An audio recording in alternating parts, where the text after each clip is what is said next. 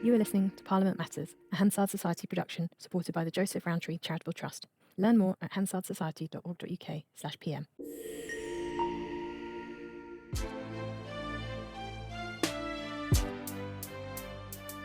Welcome to Parliament Matters, the podcast about the institution at the heart of our democracy, Parliament itself. I'm Ruth Fox. And I'm Mark Darcy, and coming up in this week's episode, Andy Burnham prepares for power and Parliament. the Commons gets its first ever woman Clerk of the House. And we talk to Labour peer Diane Hayter about her drive to tighten the rules on lobbying.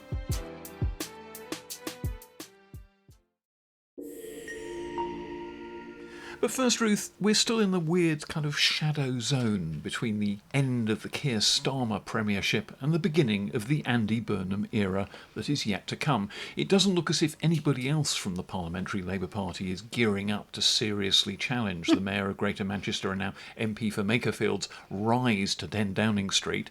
But there are all sorts of things going on that make it very interesting to watch at the moment, not least that his administration's beginning to take shape and we're beginning to get hints of how he proposes to handle the whole task of government. And perhaps the most critical move announced so far is that his Chief of Staff is going to be James Purnell, the former Culture Secretary during the Gordon Brown years, who resigned in an attempt to defenestrate Gordon Brown, 16, 17 years ago. He's coming back as Chief of Staff, having had all sorts of major jobs outside Parliament, not least in the BBC, and he is going to be the ringmaster of Andy Burnham's governing operation. And Chief of Staff is a relatively new thing in the prime ministerial world, I think, but it is something that's absolutely critical to the way Downing Street has operated, at least since Tony Blair. Yeah, well, of course, I suppose the role started really, didn't it, in the Blair government, with Jonathan Powell taking the role as Chief of Staff with, ability to direct civil servants at that time. It was quite controversial at the time, but he was highly respected for the way he handled that role. And I think he was Chief of Staff throughout the entirety of the Blair years, Yes, which, when you think indeed about it, it's quite extraordinary length of time, particularly when you compare it to Keir Starmer's ability to churn through them, yeah. But I think, interestingly about James Purnell, speaking to a few people in Westminster this week, it has calmed a few nerves, I think, about how the administration at the centre might operate, because he's seen as a serious figure. But the interesting thing about him, of course, is, as you say, he's got experience as an MP, he's got experience as a minister, and he's got serious experience outside Westminster. So he comes with that ability to understand the legislative process, understand the policy-making process. He's a close friend of Andy Burnham's, but people say he's not the type of figure who's going to be unwilling to speak truth to power, and that ability to say no, perhaps sometimes, or to question will be vitally important, but also that ability to understand the relationship with these parliamentarians will be important. And knowing what parliamentarians go through when there's a controversy and you're being peppered with emails the whole time and furious calls from constituents and duffed up on social media, whatever it is, he will have had some of those experiences in his time. And you mentioned Jonathan Powell, the Chief of Staff for Tony Blair's very long term as Premier.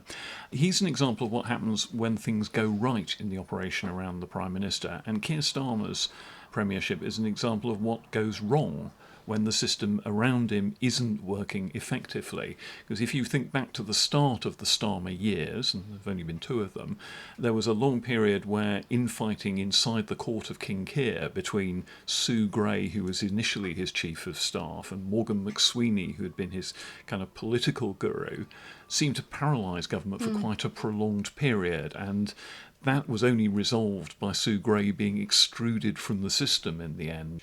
Andy Burnham can't afford the missteps like that. Time is running out for this government. We're halfway through its term now. If he wants to get anything useful done, this system has to work from the get-go.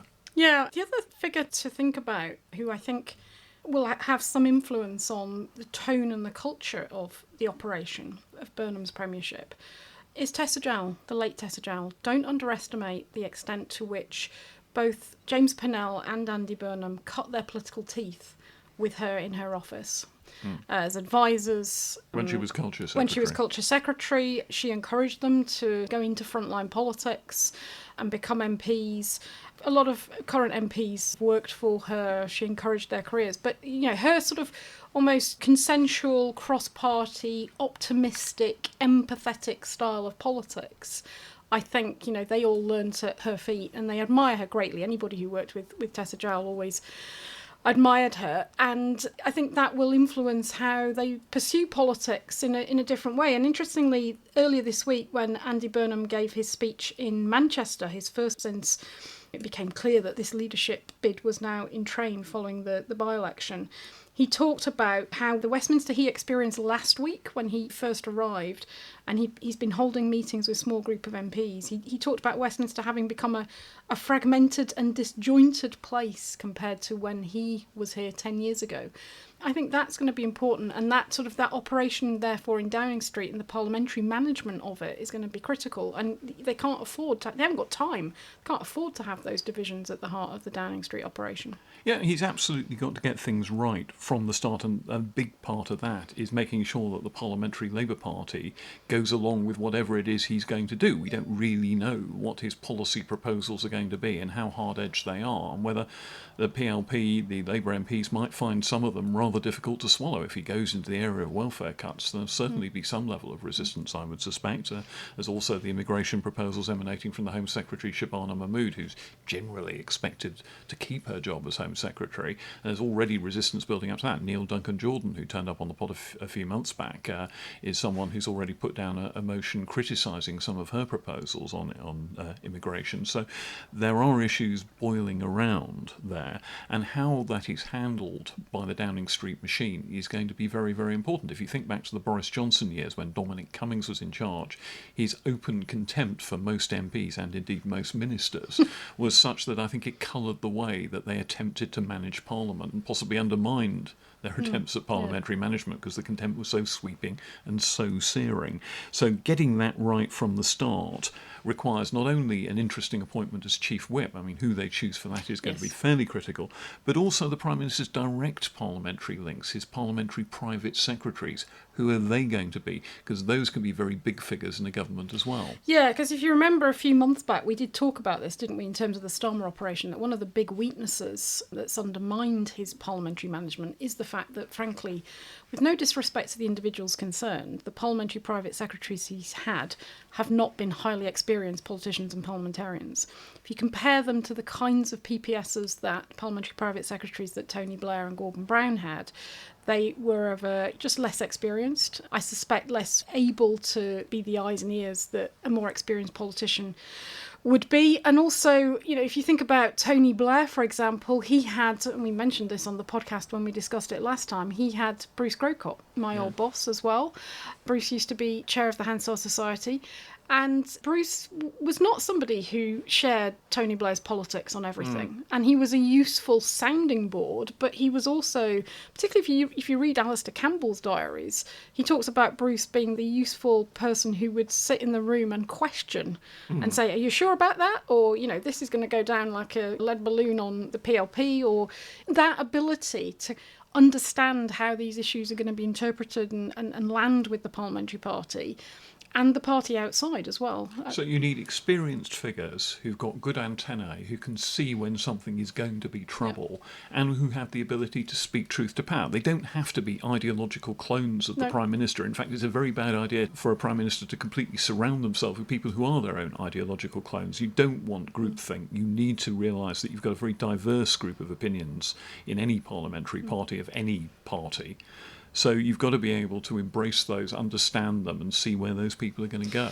Yeah, and of course, in Margaret Thatcher's time, they say that, the Conservative MP Ian Gow, who was her parliamentary private secretary in the early years, they say that the management of her relationship with the Parliamentary Conservative Party was never as good once, of course, he had gone. Yeah, he was famously described as being the most important man in the government. Yeah, there's an excellent piece in our journal Parliamentary Affairs by Professor Tim Bale, academic expert on the Conservative Party, and he's got a piece out actually at the moment. We'll put it in the show notes for listeners, about the role of the Parliamentary Private Secretary, its importance, and particularly what you can kind of learn from how Ian Gow managed that. So really interesting. And of course, Angela Smith, now leader of the House of Lords for the Labour Party in Cabinet, she was Parliamentary Private Secretary for a number of years for Gordon Brown. Yeah, indeed. So, I mean, these are influential people who can go on to have quite serious ministerial careers of their own in some cases. Sometimes they just stay at the PPS level, and that's where they actually have real power. But that's one side of the operation there. The other side, of course, is what happens when the government reshapes itself under Andy Burnham, because inevitably some people are going to be in and some people are going to be out. So the act of appointing a whole slew of Burnham allies to the cabinet is going to mean that there's a sort of legion of the dispossessed, the Starmer allies presumably, who no longer have the plum ministerial posts they previously enjoyed. And there's quite a list of people that Andy Burnham is presumably going to have to shoehorn into his government, mostly at cabinet level, I would think. You know, Angela Rayner, the second coming of Angela Rayner, Lucy Powell, the former leader of the House who was extruded from the government a while ago, Wes Streeting, who resigned, Al Carnes, who resigned, John Healey, who resigned. All of those may be invited back into government.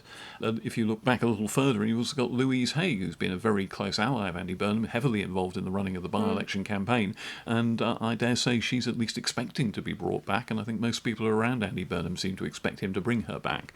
So quite a lot of personnel change in the cabinet, creating, all right, some close allies around that table, but also creating some fairly well-known figures who are suddenly finding themselves back on the back benches or reduced to demoted to junior ministerial ranks. So that's always a management problem, because as we know, people bank the favours they're given as no more than their due, while the people you've taken things away from nurture bitter resentment ever after. What do they say of the Parliamentary Party? A mix of the possessed, the dispossessed and the never possessed.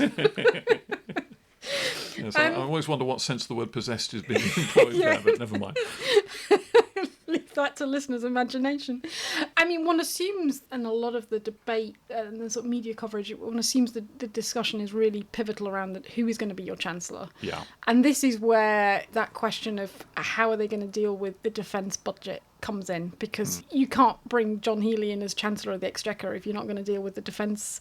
Yeah, indeed, you can't budget. Bring him back as Defence Secretary or give Al Carnes the job, or otherwise bring him into a government that he's previously resigned from because it wasn't doing enough about defence. So some of those people come with a health warning attached to them. Yeah, so you kind of got to answer those questions before determining who's going to be your Chancellor. There's obviously an awful lot of discussion about whether it will be Ed Miliband, whether they'll bring somebody in, Pat McFadden possibly, somebody, they're looking at the markets, they're looking at the Parliamentary Labour Party, they're looking at the Labour Party in the country, they're looking at what other sort of challenges have they got in terms of policy. If you bring in Ed Miliband, does that mean that we're still going hell for leather for net zero?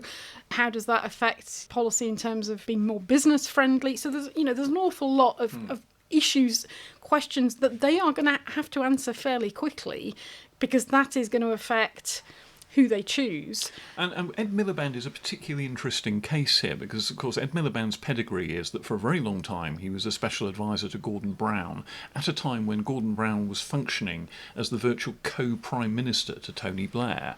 And it was very striking in the Gordon Brown years when he came to do his budgets. There were the great titanic, unstoppable announcements that rolled on and on, in which he would, for example, say that my right honourable friend, the Secretary of State for Education, will have more to say about how they're going to spend this enormous sum of money I've just allocated to their department, or my right honourable friend the Health Secretary will explain how these billions are to be used in a statement later on. So he would be setting himself at a level above all the other cabinet ministers and announcing how they were going to fill in the details later for him, and that was all rather grand. Now, will Ed Miliband want to have that sort of role as a sort of wider driver of domestic policy, because he's having learned at Gordon Brown's feet? Maybe he wants to apply those lessons in the same way. The other question, of course, is David Miliband. The return, yes. The possible return of David Miliband. Because can you have a government in which Ed Miliband is Chancellor and David Miliband is Foreign Secretary?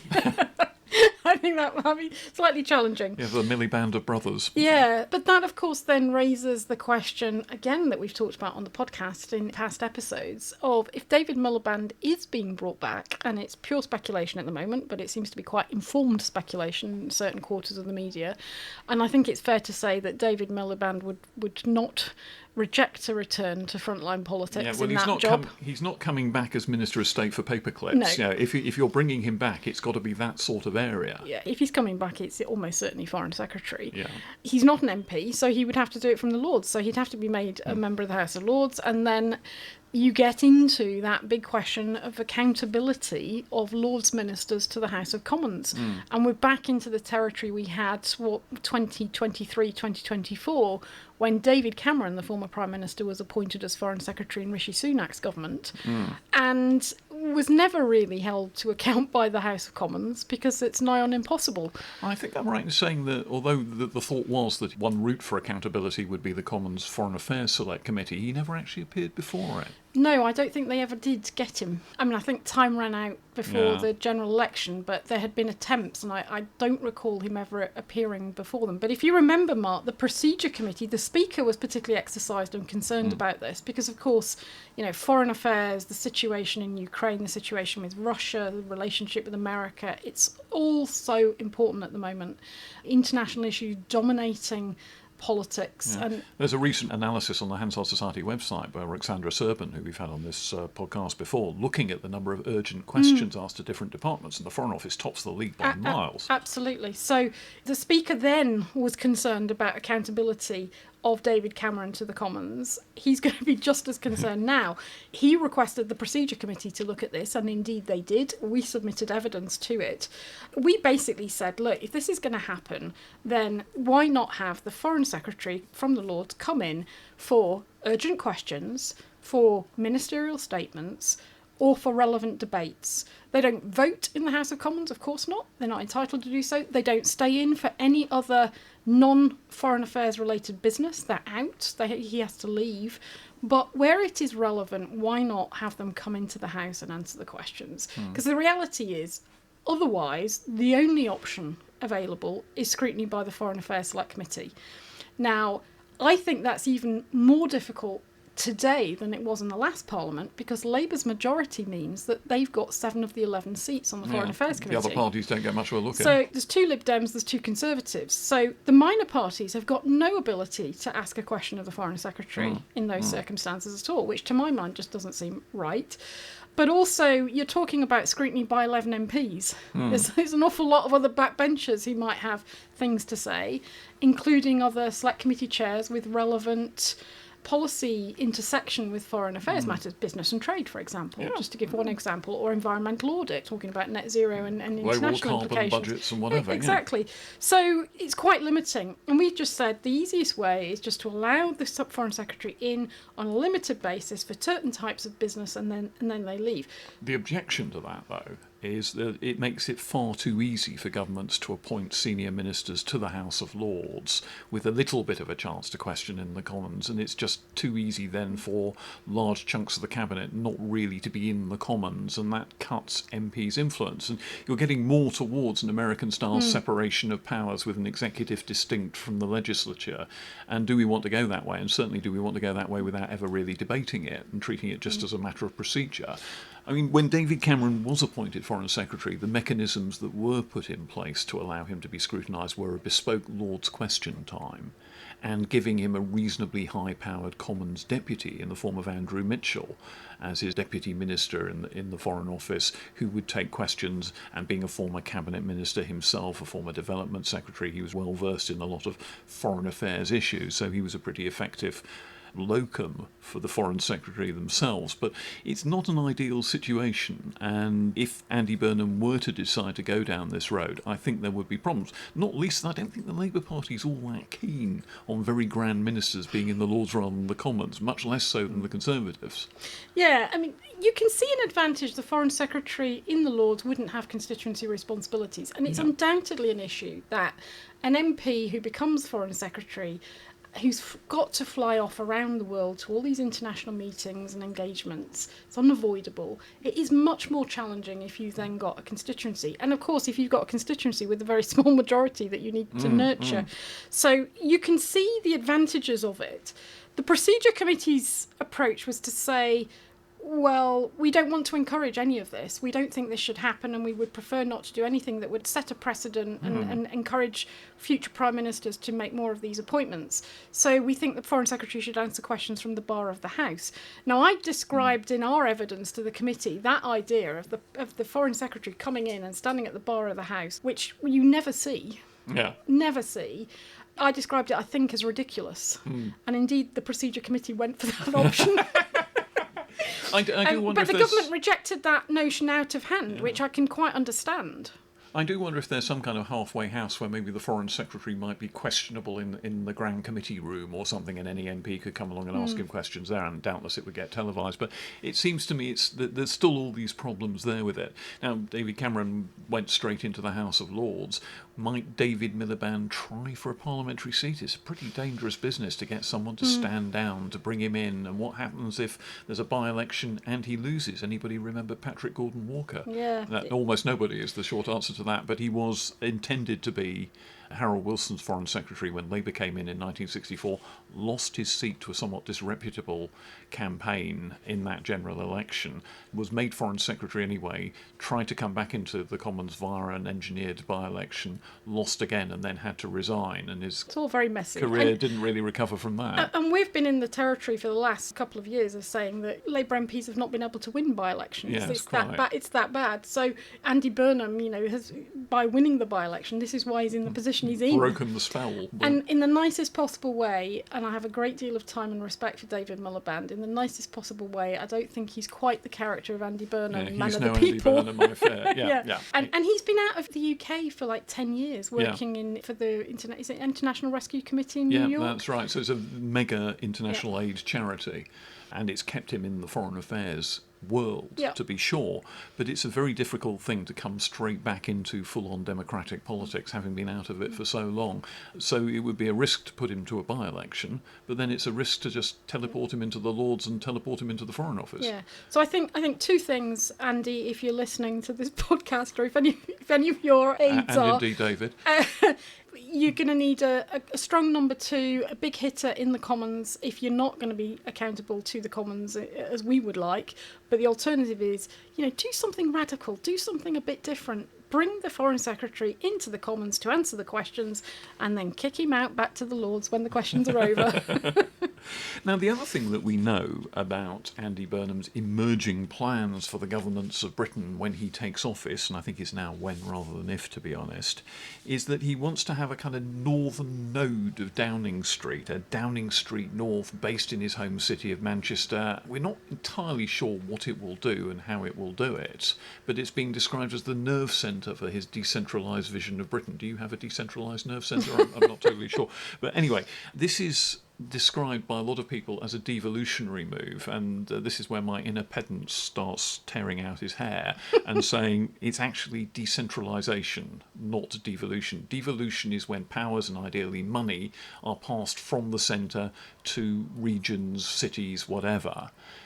Decentralisation is where you base a set of officials somewhere other than London SW1, and this is decentralisation. Now, those officials may well acquire useful new perspectives from not being in the SW1 groupthink and may learn things about it, but there's also a tidal wave of whataboutery that is being unleashed by putting this node of Downing Street in Manchester. So Yorkshire, the North East, the South West, every other region is going, what about us then? There was a headline in the Daily Mail the other day, Burnham declares war on the South, which I suspect he hasn't actually done. But anyway, you do get a set of problems that come with doing this. Yes, I mean, we do, as you say, we don't really have much sort of flesh on the bones of this other than what he said in his speech earlier this week in Manchester. And he described it as number 10 North, which I don't know, we should start to call it the Northern Office for Vibes. Or something like that. He said it would be the nerve centre of a rewired Britain to make power flow into the Midlands, the South West, the east of England and into London. I just note, Andy, you didn't mention Yorkshire.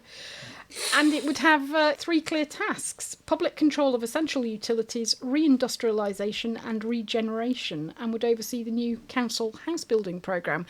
And there are suggestions that his former chief exec in Greater Manchester Mayoralty is going to be his deputy chief of staff, responsible for this number 10 North office. Now, how is he going to spend his time?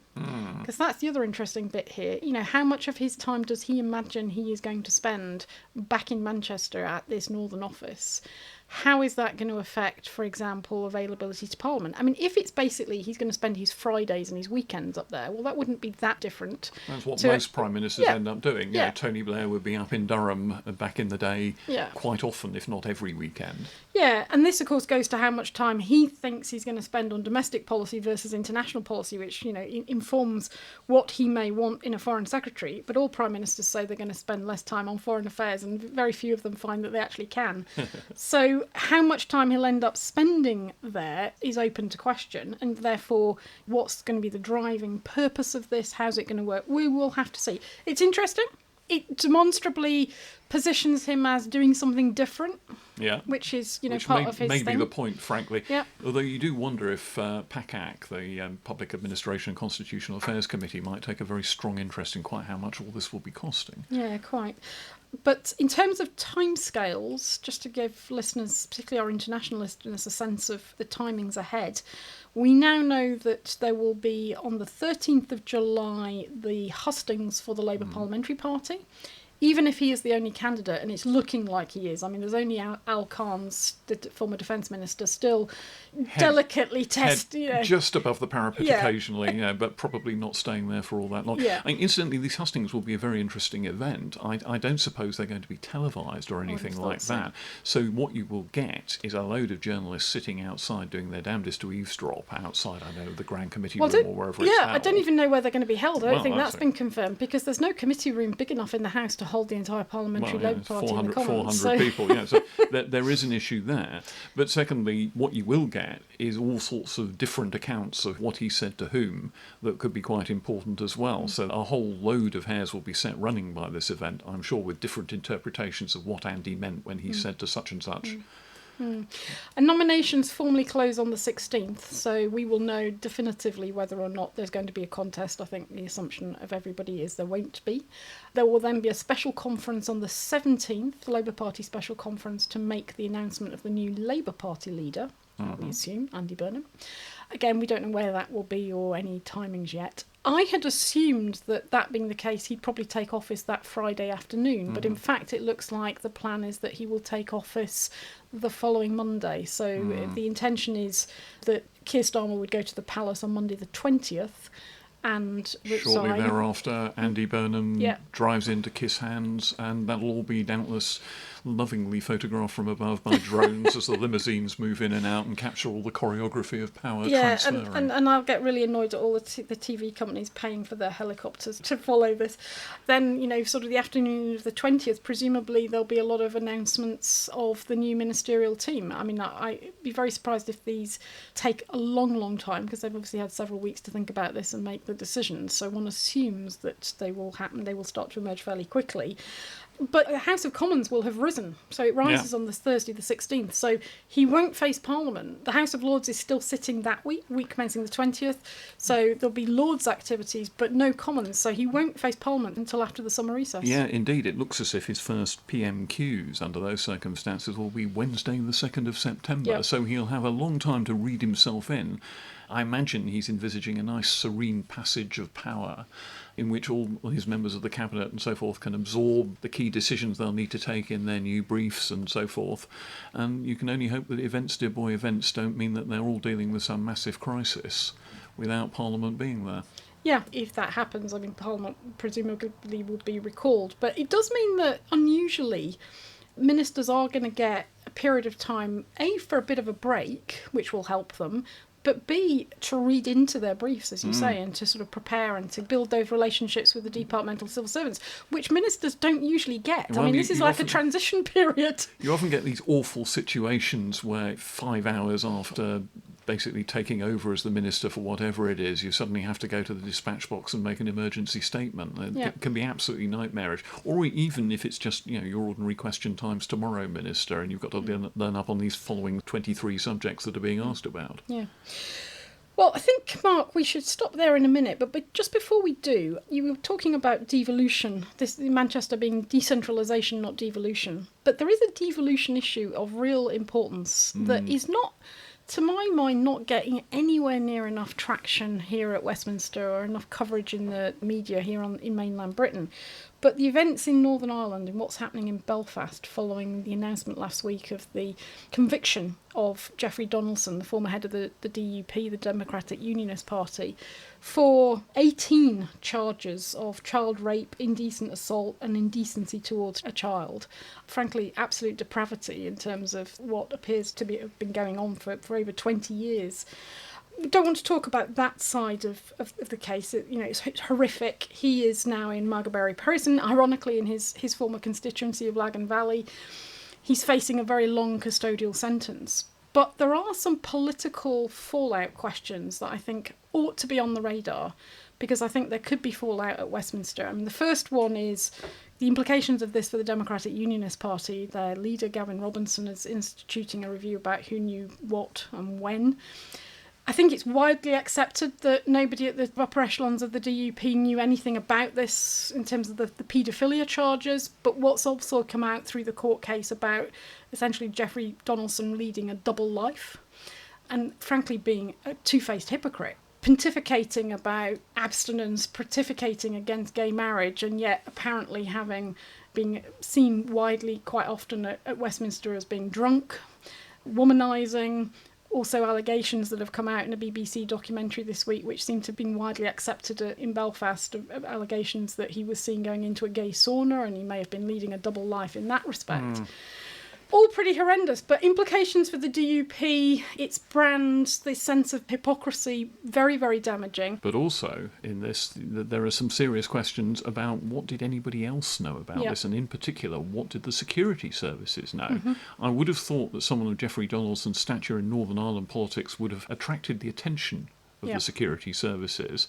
Did they know anything about it? And there are allegations flying around in Northern Ireland all over the place that the security services used this as leverage to get him to acquiesce, for example, to restarting the Northern Ireland executive at a time when it had been suspended over various political disputes in the past. Was that true or not? I certainly don't know, but it's being said in Northern Ireland now, and I think there will be enormous pressure for this matter to be investigated. And it may be that the Northern Ireland Select Committee gets dragged into it. It may be that the Parliamentary Intelligence and Security Committee is asked to take a look at these questions.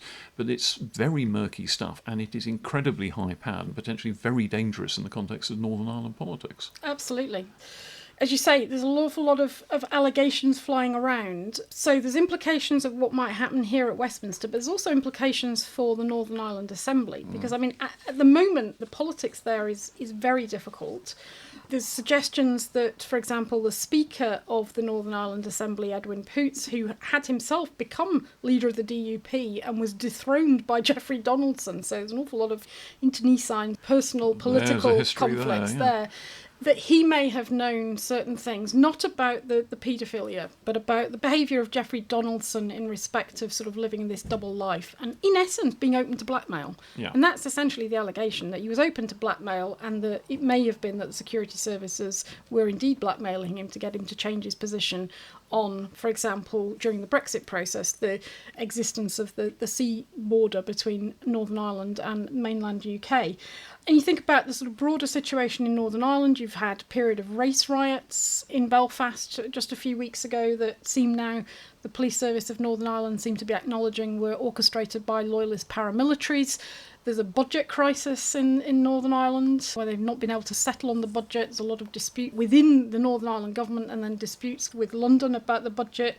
This future of the Speaker. I mean, the Northern Ireland Assembly has gone into summer recess this week, but Matthew O'Toole, member of the Assembly for the Social Democratic and Labour Party, the SDLP, he basically stood up and asked a question, to the Speaker, how do we bring about a recall of this Assembly if we want to bring forward basically a motion of no confidence in you if things are revealed. So really difficult political situation in Belfast. I don't think it's getting as much attention here in mainland UK as it should. both for the merits of what's happening in Belfast and whether or not Stormont will continue, if the DUP is in serious difficulties, how that's going to affect the operation of the government and the Assembly, but also implications, as you say, for Westminster. Indeed, and we had a little foretaste of this with the Peter Murrell scandal and Nicola Sturgeon's husband recently going to prison for embezzlement. There was talk then of the Scottish Select Committee taking a look at that whole scandal and investigating. And again, this is Westminster being dragged into the internal politics, the very sensitive internal politics of a devolved area. And it is, to say the least, a touchy role for Westminster to take, but you can quite easily imagine them getting dragged into this. It won't be easy, and the intervention may not be welcomed, shall we say, to put it gently. To put it gently. Yes, so we'll see how things unfold and keep an eye on it because, as I say, I don't think quite a lot of the media and other political commentators here are covering it in the way that perhaps they ought to be. But I think we should take a break there, Mark, and come back and talk about the appointment of the first ever woman clerk of the House of Commons. Yes, Eve Sampson will take office, I think, in October. She will. As the first woman clerk, sitting just below Mr. Speaker. And how will that unfold, and what will she do, and what does the job entail? We'll come back in a minute and talk about that. See you then. We're back, and Ruth, there's been a lot of eyebrows raised in the Palace of Westminster about the appointment of Eve Sampson, a long-serving senior clerk in the House of Commons, to the top job, the main clerk, the clerk of the House of Commons. Technically, I think the under-clerk of the Parliament, so there's one of the titles attached to it. Really? But basically, it's the biggest official job in the official hierarchy of Parliament. An incredibly senior post, managing a vast budget and being the key constitutional advisor to the House. So I suppose the first question is, who is Eve Sampson? Yes, so Eve should be the first female clerk of the House of Commons, 53rd clerk in the historical line, going back centuries. A long apostolic succession of clerks stretching right back to the medieval era. Yeah, so you and I, so we should probably, for transparency for listeners, you and I both know Eve because we're all members of the Study of Parliament group. The parliamentary nerds gathering at Oxford every year, we're often together with Eve at that event. The invitations always say anoraks will be warm. So Eve is, she's been in the House, I think, since the mid-1980s.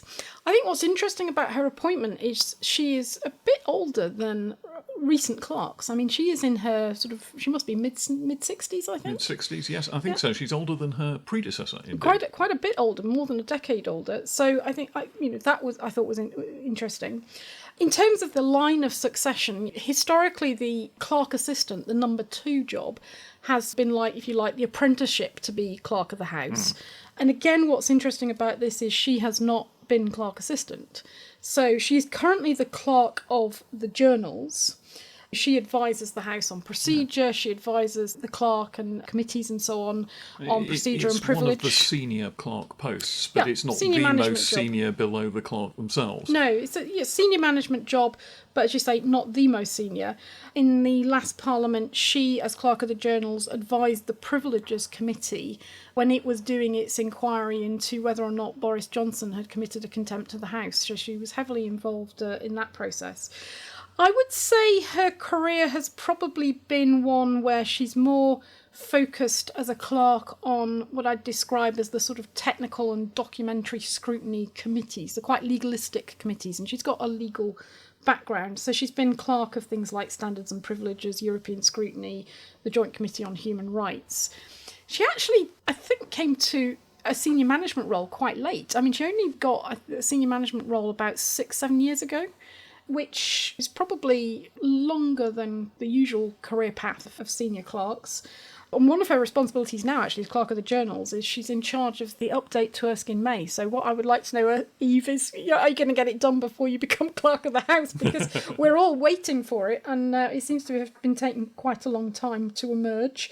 What I found interesting, though, Mark, was what the press release that was issued by the House of Commons did not say. Because it focused very much on the role being procedural, which fits with her career. She's been very much on the procedural side, and traditionally clerks of the House have been. But as you say, and you alluded to earlier, the job is much bigger than that. Well, you are managing an absolutely vast budget. You're talking about things like the catering for thousands of parliamentary staff. You're talking about the increasingly fraught area of HR and complaints against members that once upon a time were very, very rare indeed, but were now extremely common because things have moved on culturally and people are now much more prepared to complain if they're being bullied or harassed than they were in the past. And above all, you've got the issue of security. Of the House. There have been terrorist attacks on Parliament in fairly recent and very painful memory, and so the security of the building is an extremely important issue as well. And Eve, as the top official, is the one who is overall responsible for that. And you do wonder that in the John Bercow era, they created a new post called Director General. They did. Which was the kind of head of the administrative side of things. The status in relation to the clerk was a bit unclear at first, but is now clearly a subordinate post to the chief clerk. So I think that maybe she may find herself leaning on that administrative post, the DG, much more than perhaps some other clerks have. Yeah, I mean, if you remember, Mark, I don't know, you presumably must have reported about this at the time, back in 2014, when Sir Robert Rogers announced he was leaving as Clerk of the House rather earlier than expected. And of course, it subsequently came out that this was all related to John Bercow and the bullying of staff in the House. Yeah, they had a famously fraught relationship. Yeah. So Robert went, and John Bercow was very keen on bringing in an outsider, somebody, fresh thinking. And he alighted following a recruitment exercise on a clerk, I think she was called Carol Mills, from the Australian Parliament. Now, it transpired there was some controversy around her position in the Australian Parliament anyway. Her background, again, was not procedural, it was more public engagement, which fitted with John Bercow's interests in terms of what he wanted to do with the job of speakership. But it proved to be incredibly controversial. And the role of Clerk of the House has to be approved by the King. So the government has to convey the proposed appointment to the King, and the King has to essentially sign it off. I mean, from the King's perspective, it's a formality. But it turned out in 2014 it wasn't a formality for the government, because David Cameron refused to pass on the recommendation to the King. So an appointment couldn't be made. And we had an acting clerk, Sir David Nartzler, for quite a while before they finally settled on him and gave him the job. Yeah. But it was hugely controversial, and as a result of that, the future role of the clerk and the governance, and whether or not there should be a chief operating officer, which they eventually called Director General, was the subject of an inquiry that was chaired by Jack Straw on the governance of the House back in 2014. So they created this post, and there was always this tension about, can you really have, on the one hand, the Clerk of the House dealing with the constitutional side of things, and the chief operational role, a DG, who's in charge? Who ultimately is the master? And it was always a real tension. They appointed a guy called Ian Ailes as the first Director General. I think he came from the travel company Thomas Cook. I think it's fair to say that experiment did not work well. Yeah, it just didn't work, and it may have been him. The borderland between the two of them was pretty ill-defined and debatable, shall we say? Yeah. And there is a bit of a resentment amongst the clerks. I mean, I remember one senior clerk once remarking to me, "Just because you wear a wig, it doesn't mean that you can't manage things." I think they rather resented the implication that they were ethereal creatures concerned only with the nuances of parliamentary procedure and couldn't read a spreadsheet. But equally, there was tension the other side, where if you were not part of the priestly cult of clerks, this was a relatively small number of officials, that you could never be Clerk of the House. So if you'd come up through the project management side, or if you'd come up through being an advisor, a special advisor, or you'd come up through the library or something, you were never going to have the opportunity to become Clerk of the House. But that's because the clerk's central job is as the chief procedural and constitutional advisor both to the Speaker and to the whole House. Yep. And it's the clerk, you can sometimes hear their voice whispering, giving advice to the Speaker when the Speaker's on their feet, giving some ruling or other. The clerk is often supplying the exact wording to them and telling them how they should handle something. That is not a job that you can do having come down a different road to that seat. Yeah. Really, you really do have to have experience on how the House operates and what the deep procedural issues that they might be confronting actually are. You can't just walk into that from somewhere else entirely with no experience of it. Yeah, although I had dinner once with last time the clerk's appointment was being considered, with Hannah White, my friend and colleague at Director of the Institute for Government, and Meg Russell, of course, who was on the podcast a few weeks ago when she was Director of the Constitution Unit. And the three of us would periodically meet up, and we had dinner, and I did suggest at the dinner that we perhaps should do a job share application to be clerk of the House and just see what happened for a laugh. But we didn't do it, but perhaps we should have done. That would have put the cat amongst the pigeons. How do you deal with that? Anyway, there is a Director General post at the moment. It isn't, I think, quite the post that they envisaged back in 2014, but there is Director General Operations, Marianne Synarski. Apologies, Marianne, if I've not got the pronunciation of your surname correct. Marianne's been in the House for a very long time. She manages the operational teams. So the Clerk of the House will always rely very heavily on that post, on that role, and Eve will have to do the same. But there's some huge questions coming up. I mean, you talked about things like security, the environmental issues. I mean, we talked a few weeks ago on the podcast about the budget and savings position. You've got to make 10% savings across the board. And that's a huge issue of itself. And there are others coming down the track. I mean, maybe Eve Sampson's procedural expertise was particularly valued because of the thought that maybe after the next election you could have a very complex, messy, hung parliament, which might require some considerable changes to the way the Commons operates, and maybe she'd have to deal with that. So there are issues procedurally that the clerk will need to grapple with, but there is also a huge issue overhanging the whole of Parliament, which is the state of the buildings and whether, for example, bits might start falling off and injuring people. And it's worth noting that were that to happen, which heaven of course forbid, but were it to happen, the clerk, as the chief operating officer, is personally responsible, along with the Clerk of the House of Lords, the Clerk of the Parliaments.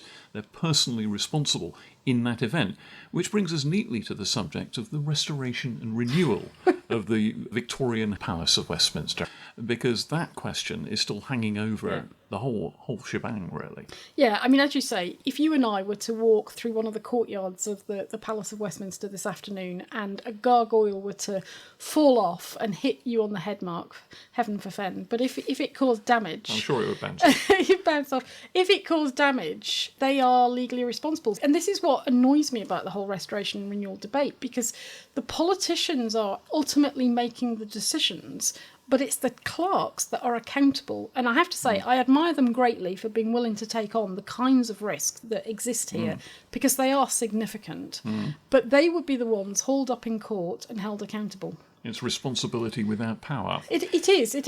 As you say, restoration and renewal, there has been a development, though, in the last week. A couple of developments, indeed. A couple of weeks ago now, the National Audit Office, the government's sort of financial watchdog, issued a report saying, I bowdlerised completely, get on with it, take a decision. It is incredibly expensive not to take a decision. You have the information necessary to decide what to do about the state of the buildings and what sort of programme should be launched to renovate them, and whether or not MPs and peers should move out for a while to let the builders get in and fix the place. So there are a whole series of decisions around that waiting to be taken, and essentially for, I don't know, the best part of a decade now, Parliament's been twiddling its thumbs, refusing to finally take a decision which they know will generate a storm of furious headlines about billions being spent on their comfort, as the tabloids would doubtless describe it. Well, it made a decision, didn't it? It passed an Act of Parliament. It set up new governance arrangements. It made the decision, and then it changed its mind, and the next Parliament decided, no, we're not doing that. We're going to tear that up. We do know actually exactly what the cost of delay now is. There's a letter from the Lord Speaker, the new Lord Speaker, Lord Forsyth, dated 9th of June, but actually only published this week. He's written to the Restoration and Renewal Client Board and copied it to Lindsay Hoyle, his opposite number in the Commons as Speaker, about the cost of delay on the decision being made about the next steps.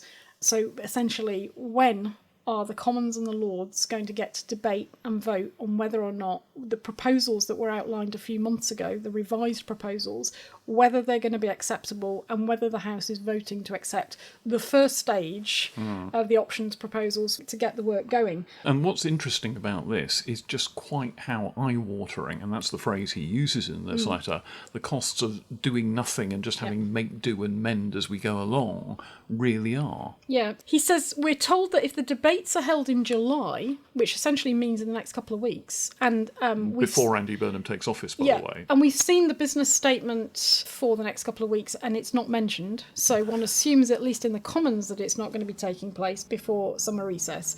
He says they had assumed an Easter date. And that was my understanding, that this was going to be taking place in March, the debate and the votes. It somehow got delayed.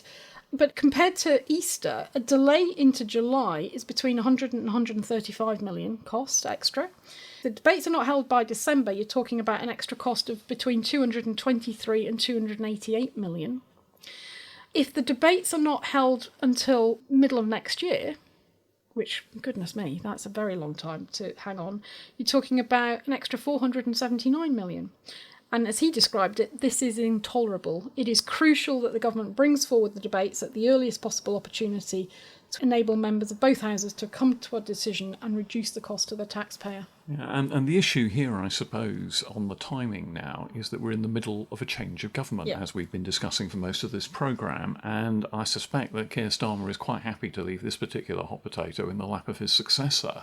So it'll be Andy Burnham coming in mid-July, then deciding what to do about this. And I suspect he may not even be over the summer, because on the hierarchy of things he has to make decisions about, this is probably quite a long way down the list. Yeah, and if you're in the position as they are, where they're struggling to meet the requirements for the defence budget, scrabbling around to find an extra 10 billion here, there, how on earth are you going to commit to restoration and renewal of the Houses of Parliament over and above that? To re-gild the roof of Central Lobby or whatever. I mean, I think they should. I think that they ought to be able to find a way to do this, and it's the failure of Parliament to put this right, failure of successive governments to deal with this problem that leads us to where we are, and they can't do nothing. Some of the repair work is going to have to be done, but I think we've got to be politically realistic, and this is the essence of Lord Forsyth's letter. Essentially, he's basically urging everybody to be politically realistic. He says, I do not believe there is sufficient political consensus on the long-term vision of the palace to be sustainable. There must be a focus on driving down costs, the duration of any decant, in order to increase the likelihood of cross-party and cross-house support. And we already know that the Conservative Jesse Norman has already expressed considerable reservations and opposition to the proposals for the next stage of R&R. So they're not on board. He talks about needing to reduce, limit or change the scope of what it is that is proposed to be delivered, and says basically there needs to be a fallback position. And there does, because I just cannot see, however much I wish that they'd deploy some vision and some ambitious thinking about this and the opportunity as well as the costs. The reality is, politically, we're not there, and we haven't been there for the last 10 years. We're not going to get there in the next 6 months to 12 months. So they're going to have a fallback position if the proposals are not accepted. And he says, I think interestingly in his letter, that the assumption seems to be the Houses will agree the recommendations of the report. And he basically says, I'm not really sure about that at all. What if they don't, indeed? I think one of the things that increasingly strikes me about this is that if you go round the Palace of Westminster as it has built in the Victorian era, you see this fantastic, ambitious building. And certainly its gestation was not a simple matter. There were lots of rows over cost and design all the way through its construction. But if you go around there, the sheer ambition of building a structure like that as the Imperial Parliament of the British Empire was there. If you wander down Whitehall and look at the buildings that the Treasury and the Foreign Office are in, they're fantastically ambitious, confident buildings. And this country isn't like that anymore. We don't build ambitious, confident structures anymore, and when we try, it's usually a disaster. I'll dare mention HS2. The alternative is Crossrail, which has been a roaring success. Well, there is indeed that. Maybe I shouldn't get over pessimistic, but you do feel that the scale of ambition that we once had just isn't there anymore, and it's very disappointing. And earlier generations wouldn't have hesitated to get a few things done, and here we are footling around about it. Now, there are real issues about the money. I absolutely agree with you about the politics of trying to spend billions on this when we can't fund our defence properly. And there are clearly all sorts of problems around it. But earlier generations, I think, would have found a way to get something useful done, and we're just paralysed. Yeah. Well, if they're not going to agree to funding the full package of proposals, then they need a plan and a schedule of works that enable the real and serious problems with things like the sewage, the heating system. They need those basics to be sorted out, and I don't see how they're going to be resolved without a very big bill. And as a flock of pigs fly majestically past the Hansard Society building, I think that's probably a good moment to take a break. And when we come back, we're going to be talking to the Labour peer Baroness Diane Hayter about her bill to tighten up the rules on government lobbying. See you in a minute. And we're back. And discussion around private members' bills this session has been dominated by one question mark. Will the second attempt to pass the assisted dying bill succeed? But that's far from the only interesting private members' bill making its way through Parliament. And over the coming weeks, we'll, I hope, be looking at some of the others, from major campaigning measures to bills designed to close some legislative loopholes. But one that's particularly caught our attention is Labour peer Diane Hayter's bill to tighten the rules on lobbying. It has its second reading this week, so Mark and I went to Parliament to talk to her about it. Diane Hayter, Baroness Hayter, welcome to the pod first of all. Now you have a private members bill that's designed to plug a sort of loophole in the way lobbyists are registered. What's the gap in the law that you're trying to sort out? What's the existing law and what's the gap in it? It's more than a loophole, it's a great big hole. When the coalition government in 2014 made a register of lobbyists, it's actually only a register of consultant lobbyists. So if you've got a lobbying firm called, for example, Hayter, Hayter and Hayter, and they help to see a minister, then they have to register and report. But if you're a great big company, a defence company, a drinks company, a developer, and you use your own people to meet a minister...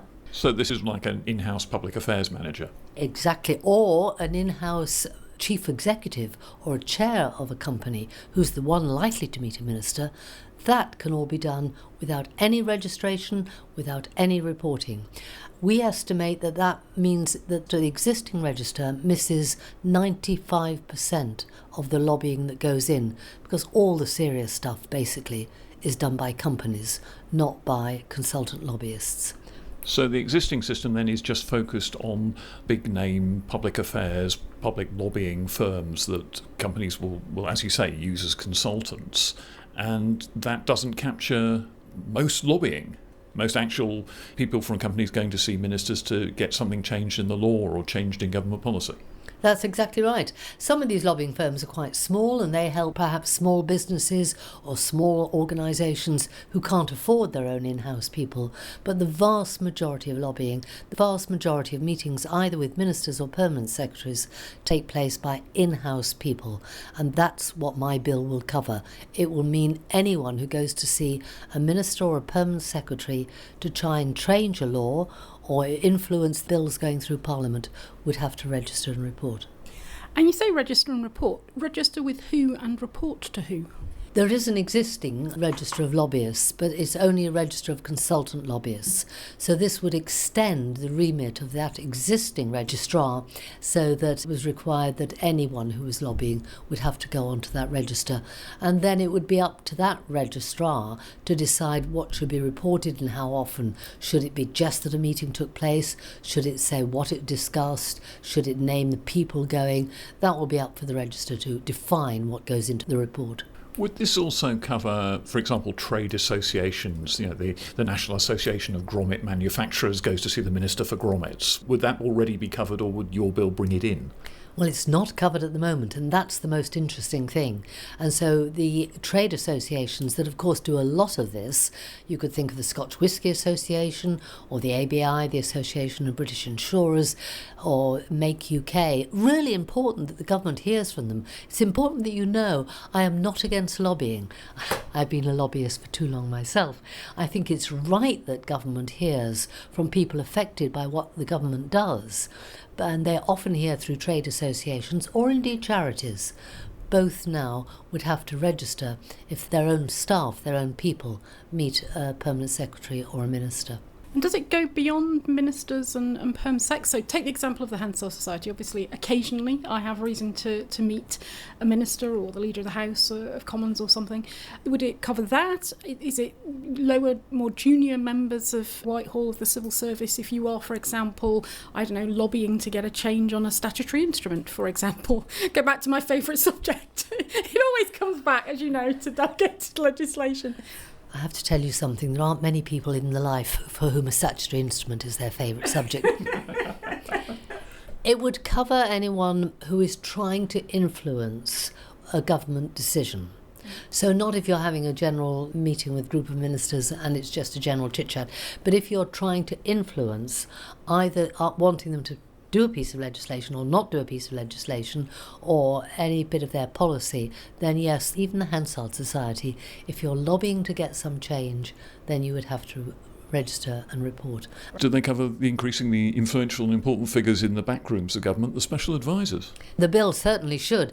The existing Act does have provision for special advisors to be covered and to have therefore any approach to them having to be registered and reported. Unfortunately, the government has never triggered that bit of the bill, of the Act as it is now, although I have been asking for that regularly. Of course, special advisors are really important, and any approach to them about trying to change policy or legislation should similarly involve registration and reporting. And when you say the provision in the Act has not been triggered, you mean that there have not been the commencement regulations necessary to bring it into effect. So it is the law of the land, but it's not actually practically being applied. And actually, Mark, this is one of the things we've talked about on the podcast before, that quite often laws are being passed, Parliament's spending a lot of time scrutinising bills, bringing them into law, and then the government sits and doesn't actually apply them. So Doesn't pull the trigger. No, doesn't pull the trigger. And it's something that we need a lot more clarity about, because I think if we knew the numbers and we knew the volume of it, I think there'd be, frankly, a scandal of itself. There are enormous numbers, and as you just said, the bullet is there. It is just the trigger that needs pulling. It would be done quite easily. Again, if the government wants to do something serious, I'd be surprised if they didn't include SPADs. And so it should, because I think it's very important that the public know who has the ear of government. And this is about saying, and most countries do it, by the way, if you're able to get in there and have your point of view known, which is right, then the public should know that you've been in there. Why wasn't this done in the first place? I can remember back in the coalition years David Cameron remarking that he thought the next big ethics scandal in British politics was going to be around lobbying. So why did they then have a bill that only covered 5% of lobbying activity? Was the argument that perhaps it was too much of a burden to get every company to register every contact with officialdom? It's interesting because I did an amendment because I was dealing with the bill at the time, and the stuff that's now in my private member's bill was basically an amendment that I did to the lobby bill at the time. The argument was that, which I don't accept, that if a company went to see a minister, it would appear in the minister's diary and you'd be able to see it that way. Whereas if a consultant lobbyist went to see a minister, you wouldn't know on whose behalf they met. Now, in fact, of course, very rarely does a lobbying company themselves go. They usually have somebody from the company. So actually it was a slightly false distinction. But the important thing is it's very hard from the minister's diary to see who's being lobbied. Firstly, they're very out of date. They're about 3 months late. Secondly, they very often say general update or general discussion, and they don't say what the issue was. Let's go back to a brewing company. They could go and see a minister saying, look, we'd really like to extend our brewery, we need planning permission for this, but they need to do that. You could go as a brewery and say, well, we want you to change the tax on alcohol. You could go saying, look, we want this trade deal to be different because that would help our export of our beer. It wouldn't say in the minister's diary what it is, and yet it seems to me really important that you know what that exchange is all about. How will it relate to lobbying, not of ministers, but of politicians. So one of the things is, you mentioned you had an amendment. And one of the features of my time at the Hansard Society has been that the lobbying of peers has increased massively as campaigners and businesses and so on have recognised that actually you can sometimes get changes through the upper house in a way that you perhaps can't get them in the lower house because of the government whipping. So if a brewing company comes to lobby you for an amendment to, the beer bill, would they be registering that? Would the expectation be that that's registered, or simply ministers and civil servants? It's ministers and civil servants, because that's what the existing Act is. So it is just to change the existing Act. But it's very interesting you raised that. I mean, I had an amendment this week about Hong Kong in the State Security Bill. I forgot the name of the bill, because people from Hong Kong, particularly Jimmy Lai and the people around him, raised that. So a lot of that goes on, and I'm very happy to be able to raise that. But of course, I'm not a decision maker. And so this will only alter the existing law, which is about the decision makers in government. Now, what you're proposing is a private members' bill in the House of Lords, and without wishing to be too nasty about it, that's a pretty low form of legislative life, in the sense that House of Lords private members' bills have a brief glorious existence on the floor of the House of Lords, and then nothing happens. You can get through third reading with a big majority in the House of Lords, and the bill just disappears with a plop into the House of Commons, never to be seen again. So why actually do this? I mean, are you essentially angling for a minister to say, yes, jolly good idea, we'll put it in the forthcoming Transparency and All Good Things bill? I was originally hoping that they would say, look, this is good. It's a relatively small change because it is only about existing law about ministers and permanent secretaries, and that they would see its way through, which occasionally a government will do. However, something much bigger is happening. Because the Prime Minister, Keir Starmer, asked the Ethics and Integrity Commission to look at lobbying, they have been looking at both sides, not just my side, if you like, which is looking at what lobbyists do, but they're looking at it from the point of view of ministers and how they report. And the Ethics and Integrity Committee will produce its report on the 9th of July. My guess is that the government will then want to act on that. They're very sympathetic to my bill, and I think mine will be a bit of a warm-up, but I would be very happy if they go one further and do their own bill. But I hope that my bill will help make it clear that this is urgent. This is not something to be kicked into the long glass. We've had too many of these. It's interesting that David Cameron, as Prime Minister, thought the next big scandal would be lobbying, but it turned out, of course, that it was he, because he was lobbying on behalf of Greensill, but because he was part of the in-house team, he didn't have to register. So he didn't break the law, but he was lobbying. And in a sense, my bill would absolutely cover and catch what he did, because he would then have to register and report. I'm not against lobbying at all, but it clearly has to be transparent and not take place below the radar. You have the support of the sector bodies, so the Chartered Institute of Public Relations and the Public Relations and Communications Association, which is interesting that they are actually advocating for more registration. How are you finding, getting much cross-party support in the House? Because your second reading is this week, so are you expecting to attract support from the other benches? Absolutely. I've got people from the Conservatives, from the Liberal Democrats, yes, and I think from the crossbenches. My judgment is nobody will dare argue against this bill. Nobody could argue against transparency of lobbying. What I think, if anyone is opposed, they will sort of say, oh, well, it's very, very difficult. How do you define when a meeting took place? Is a 3-minute meeting counting? And they will try and undermine it, if you like, by saying it's difficult to define. But I don't think anybody will stand up and say we're against this. But yes, I've had a lot of support from across the House and a lot of interest. The second reading is on a Friday, and I'm afraid not all that many of my colleagues will be there. But we've got, I think, 15 or 16 people speaking, which for a Friday in the summer is quite good numbers. And of course, by established House of Lords tradition, they don't normally throw private members' bills out at the second reading in any event, so I'm sure you'll get through that one. I will indeed get through. I predict it will go through, and it will be committed to a committee of the whole House. Diane Hayter, thanks very much for joining us. We'll wait with bated breath to see what happens next. Thanks, Diane. And thank you. Well, Mark, I think that's all we've got time for this week. But before we go, I've got a quick housekeeping note about private members' bills in the Lords. Last week, if you remember, we were talking about the bills that had been presented, and I said I thought the Nature's Rights Bill from Baroness Bennett of Manor Castle, that's the Green Party peer Natalie Bennett, I thought it had already been presented in the Commons in the last session.